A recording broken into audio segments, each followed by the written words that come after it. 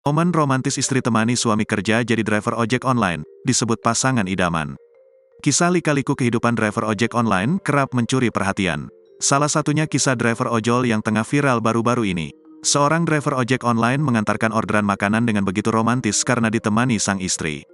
Melalui akun TikTok, akun ini membagikan sebuah video momen seorang istri selalu menemani suaminya yang bekerja sebagai driver ojek online, ojol, mengantarkan orderan makanan.